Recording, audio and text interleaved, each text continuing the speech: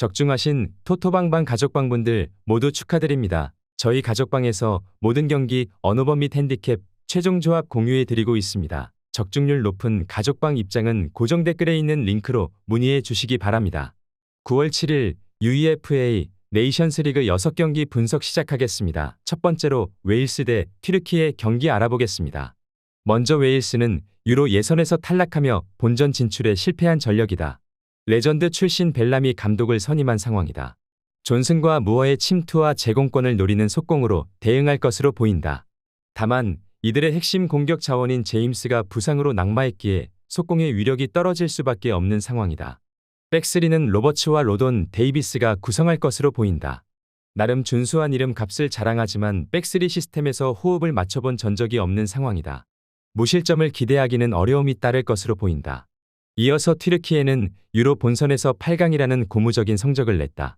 이번 경기 역시 차라노글루와 귤러, 일디즈의 빌드업 및 개인 능력과 일마즈의 침투를 노리는 지공 전개를 보여줄 것이다. 확실하게 화력 차이를 보여줄 수 있을 것으로 예상해본다. 수비 라인을 구축하는 세윤주와 카박이 모두 이탈한 상황이지만 그럼에도 이미 유로에서 좋은 활약을 보여준 바가 있는 데미랄과 바르닥치가 준수한 호흡을 보여줄 수 있을 것으로 보인다. 이번 매치업은 튀르키예가 일방적으로 경기를 풀어갈 수 있을 것으로 보인다. 튀르키예의 공수 밸런스는 체계가 갖춰지지 않은 웨일스에 비해 확실히 우위에 있다.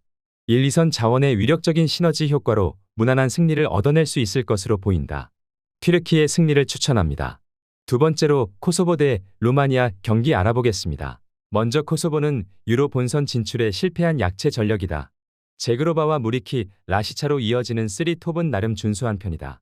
베리샤와 렉샤비카이의 전진 패스를 통해 나쁘지 않은 공격 전개가 예상된다.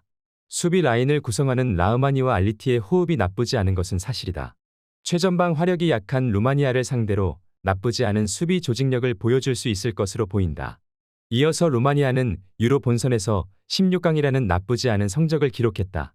루체스쿠 감독이 다시금 대표팀에 복귀했다. 만과 미하일라의 솔로 플레이 능력은 나름 준수하다. 하기의 전진 패스 능력 또한 나쁘지 않다. 다만 최전방의 드라고스의 영향력이 다소 떨어지는 모습이기에 대량 득점까지는 기대하기 어려운 게 사실이다. 부르카와 드라고신의 수비 라인은 이미 유로에서 훌륭한 호흡을 입증한 모습이기에 코소보를 상대로도 충분히 자신들의 저력을 증명할 수 있을 것으로 보인다. 수비 밸런스를 중시하는 두 팀이 만나는 매치업이다. 코소보가 나름 경기를 주도할 수는 있겠지만 이들은 루마니아의 촘촘한 수비 조직력을 감당할 재량이 없어 보인다. 루마니아 역시 최전방의 아쉬운 결정력으로 인해 결국 지루한 승부가 예상된다. 무승부를 추천합니다. 핸디 언어버 및 최종 조합 받아보실 수 있는 가족방 입장 방법 알려드리겠습니다.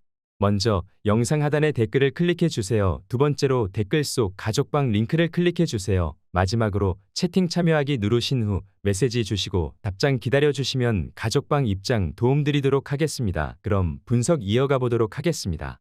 세 번째로 슬로베니아 대 오스트리아 경기 알아보겠습니다. 먼저 슬로베니아는 유로 본선에서 16강이라는 고무적인 성적을 기록했다. 스포라르와 세슈코의 침투를 노리는 단순한 역습을 전개할 것이다. 다만 날카로운 패스를 공급해 줄 수 있는 자원이 세린 하나뿐인 만큼 날카로운 공격 전개는 기대되지 않는 상황이다. 수비 라인은 꽤 견고한 모습을 보이는데 드로크시치와 비올은 이미 유로에서 훌륭한 수비 조직력을 보여줬었다. 대량 실점은 내주지 않을 수 있을 것으로 보인다.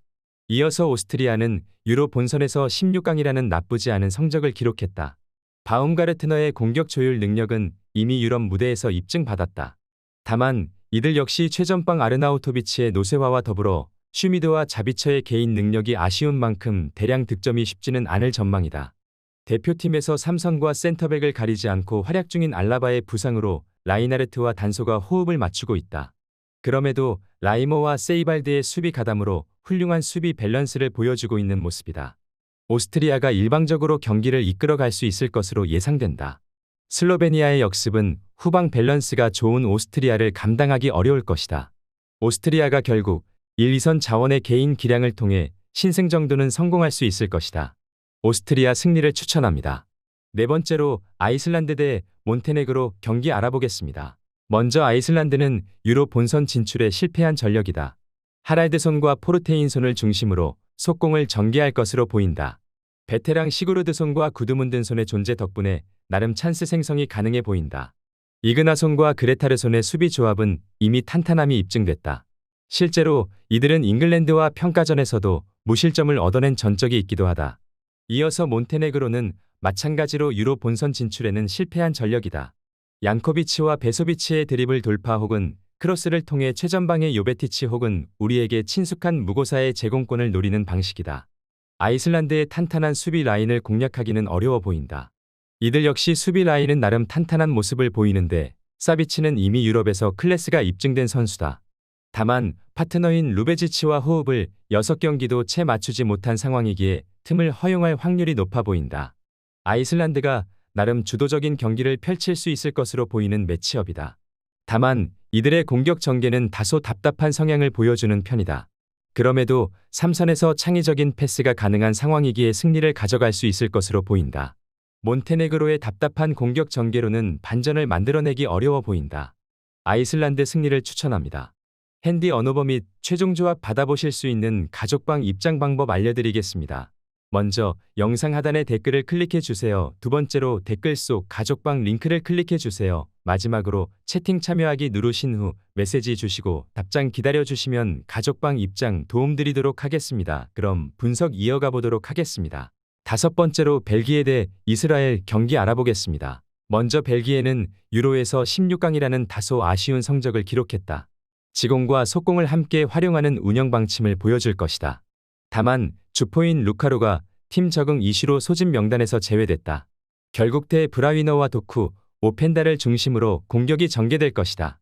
다만 이들 역시 상당히 위협적인 패스와 돌파, 침투를 모두 갖춘 자원들인 만큼 나쁘지 않은 결과물이 예상된다. 유로 때 수비 라인을 책임졌던 베르통원이 대표팀 은퇴를 선언했다. 파스의 파트너로는 테아테가 출격할 것이다. 다만 이들은 호흡을 맞춰본 전적이 다소 적다. 그럼에도 3선에서 오나나의 수비 가담과 함께 이스라엘의 역습을 방어할 것으로 보인다. 이어서 이스라엘은 유로 본선 진출에 실패한 전력이다. 상대가 강호인 만큼 솔로몬과 바리보, 아바다를 중심으로 속공 전개를 펼칠 것으로 보인다. 다만 3선의 페레츠와 사프리 같은 자원들이 벨기에의 배후 공간을 향해 양질의 패스를 공급할 수 있을지 의문이다. 결국 엉성한 역습이 예상된다. 수비 라인은 대대적인 세대 교체가 진행 중이다. 아직 대표팀에서 호흡을 맞춰본 전적이 거의 없는 셜모와 나츠미아스가 수비 라인을 구성할 것으로 보인다. 그나마 다행인 점은 이들의 소속팀이 같다는 점이다. 대참사는 막을 수 있을 것으로 보인다. 벨기에의 주도적인 경기를 충분히 기대해봐도 좋을 것으로 보이는 매치업이다. 이들의 공격 화력이 평소 같지 않다는 것은 사실이지만 기량 차이가 상당한 1, 2선 자원들을 통해 충분히 무난하게 승리를 얻어낼 수 있을 것으로 보고 있다. 이스라엘의 수비 라인은 체급 차이를 극복하기 어려울 것으로 보인다. 벨기에 승리를 추천합니다. 여섯 번째로 프랑스 대 이탈리아 경기 알아보겠습니다. 먼저 프랑스는 유로에서 4강이라는 나쁘지 않은 성적을 기록했다. 이번 경기에서도 그리즈만과 음바페, 덴벨레가 공격을 이끌 것이다. 다만 추아메니와 카마빙가가 모두 부상으로 낙마하며 캉테와 포파나 귀행두지라는 다소 투박한 미들 조합이 구성될 듯하다. 대량 득점 가능성은 다소 떨어지는 상황이다. 수비 라인은 유로에서도 좋은 활약을 보여준 살리바와 우파메카노가 그대로 출격할 것으로 보인다. 쿤데의 우측 풀백 기용과 앞서 언급한 3선 자원들의 활동량을 기반으로 이탈리아의 속공에 대비할 것으로 보이는 상황이다. 이어서 이탈리아는 유로에서 16강이라는 다소 아쉬운 성적을 기록했다. 이번 경기에서는 자카니와 레테기를 중심으로 속공을 전개할 것이다. 다만 키에사가 이적 문제로 소집 명단에서 제외되며 속공의 위력이 상당히 낮아졌다. 또한 3선에서도 펠레그리니를 제외하면 전진 패스에 능한 자원이 없다. 프랑스의 압박에 고전할 확률이 크다. 그럼에도 수비 라인은 나름 견고할 듯하다. 바스토니의 대표팀 합류로 수비 밸런스는 상당히 좋아진 상황이다. 칼라피오리 역시 이미 좋은 활약을 보여줬다.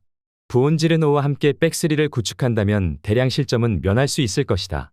프랑스가 경기를 주도할 수 있을 것으로 보이는 매치업이다. 이탈리아의 역습은 프랑스의 수비 밸런스를 공략하기 어려울 것이다. 프랑스 역시 세밀한 공격 전개는 어려운 상황이지만 공격 라인의 체급 차이를 통해 결국 신승을 거둘 수 있을 것이다. 프랑스 승리를 추천합니다.